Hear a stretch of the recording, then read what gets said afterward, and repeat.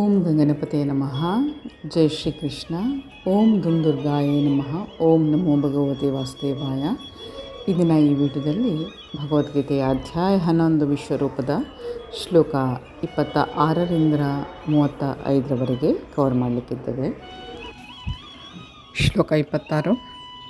ಅಮೀ ಚ ತ್ವಾಂ ಧೃತರಾಷ್ಟ್ರಸ್ಯ ಪುತ್ರಾಃ ಸರ್ವೇ ಸಹ ಅವನಿಪಾಲಸಂಘೈಃ ಭೀಷ್ಮ ದ್ರೋಣ ಸೂತಪುತ್ರಃ ತಥಾ असौ सह अस्मदीयै अपि योधमुखैः वक्त्राणि ते त्वरमाणाः विंशतिदंष्ट्रा करालानि भयानकानि केचित् विलग्ना दशन ಅಂತರೇಷು ಸಂದೃಶ್ಯಂತೆ ಚೂರ್ಣಿತೈಃ ಉತ್ತಮ ಅಂಗೈಃ. ಧೃತರಾಷ್ಟ್ರನ ಎಲ್ಲ ಪುತ್ರರು ಅವರ ಸ್ನೇಹಿತರಾದ ರಾಜರುಗಳು ಭೀಷ್ಮ, ದ್ರೋಣ ಮತ್ತು ಕರ್ಣರು ನಮ್ಮ ಮುಖ್ಯ ಯೋಧರು ನಿನ್ನ ಭಯಂಕರ ಬಾಯಿಗಳನ್ನು ವೇಗವಾಗಿ ಪ್ರವೇಶಿಸುತ್ತಿದ್ದಾರೆ.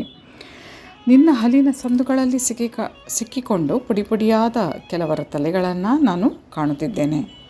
ಹಿಂದಿನ ಒಂದು ಶ್ಲೋಕದಲ್ಲಿ ಅರ್ಜುನನಿಗೆ ಬಹು ಆಸಕ್ತಿಯನ್ನು ಉಂಟು ಮಾಡುವಂತಹ ದೃಶ್ಯಗಳನ್ನು ತೋರಿಸುವುದಾಗಿ ಪರಮಪ್ರಭು ಭರವಸೆ ನೀಡಿದ ತಮ್ಮ ವಿರುದ್ಧ ಪಕ್ಷದ ನಾಯಕರು ಅಂದರೆ ಭೀಷ್ಮ, ದ್ರೋಣ, ಕರ್ಣ, ಧೃತರಾಷ್ಟ್ರನ ಎಲ್ಲ ಗಂಡು ಮಕ್ಕಳು, ಅವರ ಯೋಧರು ಮತ್ತು ಅರ್ಜುನನ ಯೋಧರು ಸಹ ನಾಶವಾಗುತ್ತಿರುವುದನ್ನು ಈಗ ಅರ್ಜುನ ಕಾಣುತ್ತಾನೆ. ಕುರುಕ್ಷೇತ್ರದಲ್ಲಿ ಸೇರಿದವರಲ್ಲಿ ಹೆಚ್ಚು ಕಡಿಮೆ ಎಲ್ಲರ ಸಾವಿನ ನಂತರ ಅರ್ಜುನನು ಬಲಶಾಲಿಯಾಗುತ್ತಾನೆ ಎನ್ನುವುದಕ್ಕೆ ಇದು ಸೂಚನೆ. ಅಜೇಯ ನೆನೆಸಿಕೊಂಡ ಭೀಷ್ಮನು ಸಹ ನುಚ್ಚುನೂರಾಗುತ್ತಾನೆ ಎಂದು ಇಲ್ಲಿ ಹೇಳಿದೆ. ಹಾಗೆ ಕರ್ಣನೂ ಸಹ ಶತ್ರುಪಕ್ಷದ ಭೀಷ್ಮನಂತಹ ಮಹಾಯೋಧರು ಮಾತ್ರವಲ್ಲದೆ ಅರ್ಜುನನ ಪಕ್ಷದ ಹಲವಾರು ಮಹಾನ್ ಯೋಧರು ನೂರಾಗುತ್ತಾರೆ. ಶ್ಲೋಕ 28. ಯಥಾ ನದೀನಾಂ ಬಹವಃ ಅಂಬುವೇಗಾಃ ಸಮುದ್ರಂ ಏವ ಅಭಿಮುಖಾಃ ದ್ರವಂತಿ ತಥಾ ತವ ಅಮಿ ನರಲೋಕ ವೀರಾಃ ವಿಶಂತಿ ವಕ್ತ್ರಾಣಿ ವಿಜ್ವಲಂತಿ.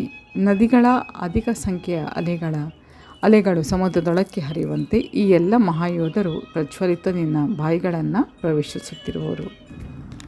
ಶ್ಲೋಕ 29. ಯಥಾ ಪ್ರದೀಪ್ತಂ ಜ್ವಲನಂ ಪತಂಗಾಃ ವಿಶಂತಿ ನಾಶಾಯ ಸಮೃದ್ಧ ವೇಗಾಃ ತಥಾ ಏವ ನಾಶಾಯ ವಿಶಂತಿ ಲೋಕಾಃ ತವಾಪಿ ವಕ್ತ್ರಾಣಿ ಸಮೃದ್ಧ ವೇಗಾಃ. ಪತಂಗಗಳು ತಮ್ಮ ನಾಶಕ್ಕಾಗಿ ಉರಿಯುತ್ತಿರುವ ಜ್ವಾಲೆಯನ್ನು ವೇಗವಾಗಿ ಪ್ರವೇಶಿಸುವಂತೆ ಎಲ್ಲ ಜನರು ನಿನ್ನ ಬಾಯಿಯೊಳಕ್ಕೆ ವೇಗವಾಗಿ ಧಾವಿಸುತ್ತಿರುವವರು. ಶ್ಲೋಕ 30.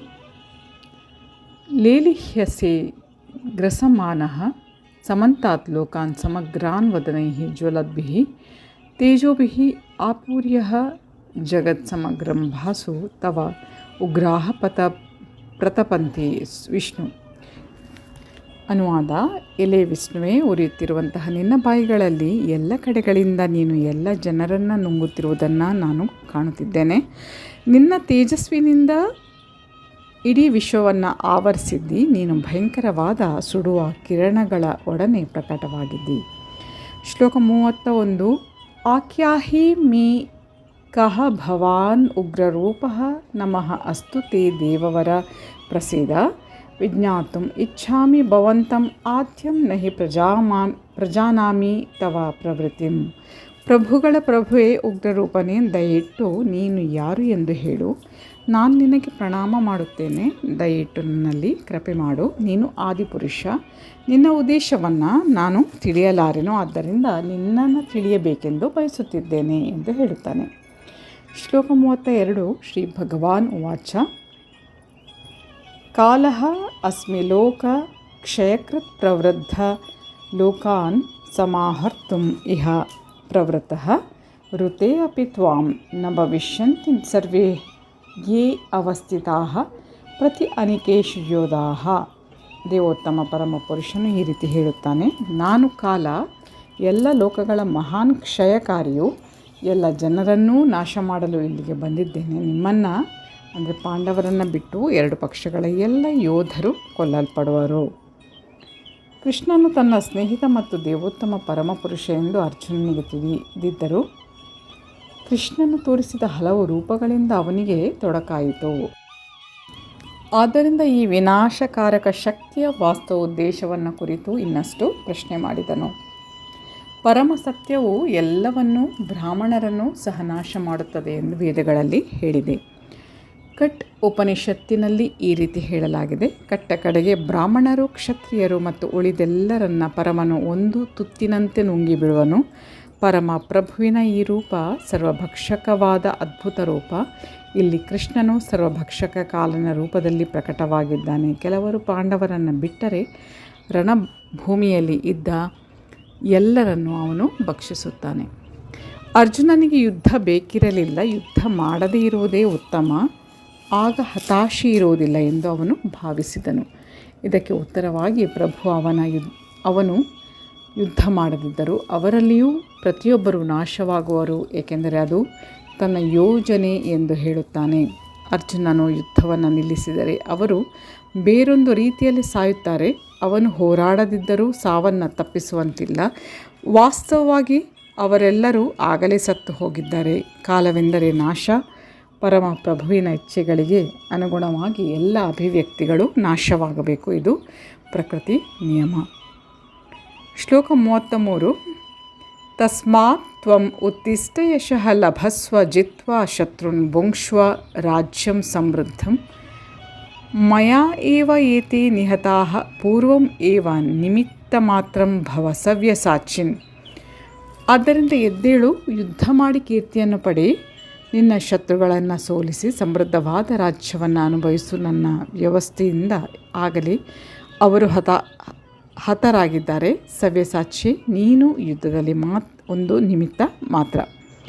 ಸವ್ಯಸಾಚಿ ಎಂದರೆ ರಣರಂಗದಲ್ಲಿ ಬಹು ನೈಪುಣ್ಯದಿಂದ ಬಾಣಗಳನ್ನು ಬಿಡುವವನು ಎಂದರ್ಥ. ಆದ್ದರಿಂದ ತನ್ನ ಶತ್ರುಗಳನ್ನು ಕೊಲ್ಲಲು ಸಾಮರ್ಥ್ಯ ಇರುವ ಬಾಣಗಳನ್ನು ಪ್ರಯೋಗಿಸುವಂತಹ ನಿಪುಣ ಯೋಧ ಎಂದು ಅರ್ಜುನನ್ನು ಸಂಬೋಧಿಸಲಾಗಿದೆ. ನಿಮಿತ್ತ ಮಾತ್ರಂ, ನೀನು ಒಂದು ಸಾಧನ ಮಾತ್ರ ಆಗು. ಈ ಮಾತು ಅರ್ಥವತ್ತಾದದ್ದು. ಇಡೀ ಜಗತ್ತು ದೇವೋತ್ತಮ ಪರಮ ಪುರುಷನ ಯೋಜನೆಯಂತೆ ಸಾಗುತ್ತಿದೆ. ತಕ್ಕಷ್ಟು ತಿಳುವಳಿಕೆ ಇಲ್ಲದ ಮೂಢರು ಪ್ರಕೃತಿಯು ಯೋಜನೆ ಇಲ್ಲದೆ ಸಾಗುತ್ತಿದೆ ಎಂದು ಮತ್ತು ಎಲ್ಲ ಅಭಿವ್ಯಕ್ತಿಗಳು ಅಕಸ್ಮಾತ್ತಾಗಿ ಆದ ರಚನೆ ಎಂದು ಭಾವಿಸುತ್ತಾರೆ. ವಿಜ್ಞಾನಿಗಳೆಂದು ಕರೆಸಿಕೊಳ್ಳುವಂತಹ ಅನೇಕರು ಪ್ರಾಯಶಃ ಅದು ಆದದ್ದು ಹೀಗಿರಬಹುದು ಹಾಗಿರಬಹುದು ಎಂದು ಸೂಚಿಸುತ್ತಾರೆ. ಆದರೆ ಪ್ರಾಯಶಃ ಮತ್ತು ಬಹುದು ಇವುಗಳ ಪ್ರಶ್ನೆಯೇ ಇಲ್ಲಿ ಬರೋದಿಲ್ಲ. ಈ ಭೌತಿಕ ಜಗತ್ತಿನಲ್ಲಿ ಕಾರ್ಯಗತವಾಗುತ್ತಿರುವಂತಹ ನಿರ್ದಿಷ್ಟ ಯೋಜನೆ ಇದೆ. ಈ ಯೋಜನೆ ಯಾವುದು? ಈ ವಿಶ್ವದ ಅಭಿವ್ಯಕ್ತಿಯು ಭಗವದ್ಧಾಮಕ್ಕೆ ಹಿಂತಿರುಗಿ ಹೋಗುವುದಕ್ಕೆ ಬದ್ಧ ಆತ್ಮರಿಗೆ ಒಂದು ಅವಕಾಶ. ಭೌತಿಕ ಪ್ರಕೃತಿಯ ಮೇಲೆ ಯಜಮಾನಿಕೆ ನಡೆಸುವ ಅವರ ದರ್ಪದ ಮನೋಧರ್ಮ ಇರುವಷ್ಟು ಕಾಲವು ಅವರು ಬದ್ಧರಾಗಿಯೇ ಉಳಿಯುತ್ತಾರೆ. ಆದರೆ ಪರಮಪ್ರಭುವಿನ ಯೋಜನೆಯನ್ನು ಅರ್ಥ ಮಾಡಿಕೊಂಡು ಕೃಷ್ಣ ಪ್ರಜ್ಞೆಯನ್ನು ಬೆಳೆಸಿಕೊಳ್ಳುವನು ಮಹಾಬುದ್ಧಿವಂತನು. ವಿಶ್ವದ ಅಭಿವ್ಯಕ್ತಿಯ ಸೃಷ್ಟಿಯು ವಿನಾಶವೂ ಭಗವಂತನ ಶ್ರೇಷ್ಠ ಮಾರ್ಗದರ್ಶನಕ್ಕೆ ಅನುಗುಣವಾಗಿ ನಡೆಯುತ್ತವೆ. ಕುರುಕ್ಷೇತ್ರ ಯುದ್ಧವು ಭಗವಂತನ ಯೋಜನೆಯಂತೆ ನಡೆಯಿತು. ಅರ್ಜುನನು ಯುದ್ಧ ಮಾಡಲು ನಿರಾಕರಿಸಿದ, ಆದರೆ ಅವನು ಪರಮಪ್ರಭುವಿನ ಇಚ್ಛೆಯಂತೆ ಹೋರಾಡಬೇಕೆಂದು ಅವನಿಗೆ ಹೇಳಲಾಯಿತು. ಹಾಗೆ ಮಾಡಿದರೆ ಅವನು ಸುಖವಾಗಿರಬಹುದು. ಯಾವ ಮನುಷ್ಯನು ಸಂಪೂರ್ಣ ಕೃಷ್ಣ ಪ್ರಜ್ಞೆಯಲ್ಲಿರುವನೋ ಮತ್ತು ಯಾವ ಮನುಷ್ಯನ ಬದುಕು ಪ್ರಭುವಿನ ದಿವ್ಯ ಸೇವೆಗೆ ಅರ್ಪಿತವಾಗಿದೆಯೋ ಆತನು ಪರಿಪೂರ್ಣನು. ಶ್ಲೋಕ 34. ದ್ರೋಣಂ ಚ ಭೀಷ್ಮಂ ಚ ಜಯದ್ರಥಂ ಚ ಕರ್ಣಂ ತಥಾ ಅನ್ಯಾನ್ ಅಪಿ ಯೋಧ ವೀರಾನ್ ಮಯಾ ಹತಾನ್ ತ್ವಂ ಜಹಿ ಮಾ ವ್ಯತಿಷ್ಠಾಃ ಯುಧ್ಯಸ್ವ ಜೇತ ಅಸಿ ರಣೇ ಸಪತ್ನಾನ್. ದ್ರೋಣ, ಭೀಷ್ಮ, ಜಯದ್ರಥ, ಕರ್ಣ ಮತ್ತು ಇತರ ವೀರ ಯೋಧರು ಆಗಲೇ ನನ್ನಿಂದ ನಾಶವಾಗಿದ್ದಾರೆ. ಆದ್ದರಿಂದ ಅವರನ್ನು ಕೊಲ್ಲು, ವ್ಯಥೆ ಪಡಬೇಡ, ಯುದ್ಧ ಮಾಡು. ಯುದ್ಧದಲ್ಲಿ ನಿನ್ನ ಶತ್ರುಗಳನ್ನು ಸೋಲಿಸುವೆ. ದೇವೋತ್ತಮ ಪರಮಪುರುಷನು ಎಲ್ಲ ಯೋಜನೆಗಳನ್ನು ಮಾಡುತ್ತಾನೆ. ಆದರೆ ತನ್ನ ಭಕ್ತರಲ್ಲಿ ಅವನ ಕೃಪೆ ಎಷ್ಟೆಂದರೆ ತನ್ನ ಯೋಜನೆಯನ್ನು ತನ್ನ ಅಪೇಕ್ಷೆಯಂತೆ ಕಾರ್ಯಗತ ಮಾಡುವವರಿಗೆ ಅದರ ಕೀರ್ತಿಯನ್ನು ನೀಡಲು ಬಯಸುತ್ತಾನೆ. ಪ್ರತಿಯೊಬ್ಬನೂ ಕೃಷ್ಣ ಪ್ರಜ್ಞೆಯಲ್ಲಿ ಕೆಲಸ ಮಾಡಿ ಒಬ್ಬ ಗುರುವಿನ ಮೂಲಕ ದೇವೋತ್ತಮ ಪರಮಪುರುಷನನ್ನು ಅರ್ಥ ಮಾಡಿಕೊಳ್ಳಬೇಕು ಹಾಗೂ ಬದುಕು ಸಾಗಬೇಕಾದದ್ದು ಹೀಗೆ. ದೇವೋತ್ತಮ ಪರಮಪುರುಷನ ಕೃಪೆಯಿಂದ ಅವನ ಯೋಜನೆಗಳು ಅರ್ಥವಾಗುತ್ತವೆ. ಭಕ್ತರ ಯೋಜನೆಗಳು ಕೃಷ್ಣನ ಯೋಜನೆಗಳಂತೆಯೇ. ಮನುಷ್ಯನು ಇಂತಹ ಯೋಜನೆಗಳನ್ನು ಅನುಸರಿಸಿ ಬದುಕಲು ನಡೆಸುವಂತಹ ಹೋರಾಟದಲ್ಲಿ ಜಯಶಾಲಿಯಾಗಬೇಕು. ಶ್ಲೋಕ 35. ಸಂಜಯ ಉವಾಚ ಏತತ್ ಶ್ರುತ್ವಾ ವಚನಂ ಕೇಶವಸ್ಯ ಕೃತ ಅಂಜಲಿಃ ವೇಪಮಾನಃ ಕಿರೀಟಿ ನಮಸ್ಕೃತ್ವಾ ಭೂಯಃ ಏವ ಆಹ ಕೃಷ್ಣಂ ಸ ಗದ್ಗದಂ ಭೀತಃ ಪ್ರಣಾಮ್ಯ. ಸಂಜಯನು ಧೃತರಾಷ್ಟ್ರನಿಗೆ ಈ ರೀತಿ ಹೇಳುತ್ತಾನೆ: ರಾಜನೇ, ದೇವೋತ್ತಮ ಪರಮಪುರುಷನ ಈ ಮಾತುಗಳನ್ನು ಕೇಳಿ ಅರ್ಜುನನು ಕೈಗಳನ್ನು ಮುಗಿದು ನಡುಗುತ್ತಾ ಮತ್ತೆ ನಮಸ್ಕಾರ ಮಾಡಿದನು. ಗದ್ಗದ ಕಂಠದಿಂದ ಭಯಭೀತನಾಗಿ ಕೃಷ್ಣನಿಗೆ ಹೀಗೆ ಹೇಳಿದನು. ನಾವು ಆಗಲೇ ವಿವರಿಸಿದಂತೆ ದೇವೋತ್ತಮ ಪರಮಪುರುಷನ ವಿಶ್ವರೂಪವು ಸೃಷ್ಟಿಸಿದ ಸನ್ನಿವೇಶದಿಂದ ಅರ್ಜುನನು ಆಶ್ಚರ್ಯಚಕಿತನಾಗಿ ದಿಗ್ಭ್ರಾಂತನಾದನು. ಆನಂತರ ಭಕ್ತಿಪೂರ್ವಕವಾಗಿ ಮತ್ತೆ ಕೃಷ್ಣನಿಗೆ ಪ್ರಣಾಮ ಮಾಡಿದನು. ಸ್ನೇಹಿತನಾಗಿ ಅಲ್ಲ, ಬೆರಗಾದ ಭಕ್ತನಾಗಿ ಅವನು ಗದ್ಗದ ಸ್ವರದಲ್ಲಿ ಪ್ರಾರ್ಥನೆ ಮಾಡಲು ಪ್ರಾರಂಭಿಸಿದನು. ಮೈ ಡಿಯರ್ ಫ್ರೆಂಡ್ಸ್, ಇಂದಿನ ಈ ವಿಡಿಯೋವನ್ನು ಇಲ್ಲೇ ಮುಕ್ತಾಯಗೊಳಿಸ್ತಾ ಇದ್ದೇನೆ. ಮುಂದಿನ ಶ್ಲೋಕಗಳನ್ನು ಮುಂದಿನ ವಿಡಿಯೋದ ಮೂಲಕ ತಮ್ಮ ಮುಂದಿಡ್ತೇನೆ. ಅಲ್ಲಿಯವರೆಗೆ ಧನ್ಯವಾದಗಳು. Please take care. Have a good day. ಜೈ ಶ್ರೀ ಶಕ್ತಿ, ಜೈ ಮಾ ಕಾಳಿ, ಜೈ ಶ್ರೀ ಕೃಷ್ಣ. ಶ್ರೀಕೃಷ್ಣಾರ್ಪಣಮಸ್ತು. Thank you.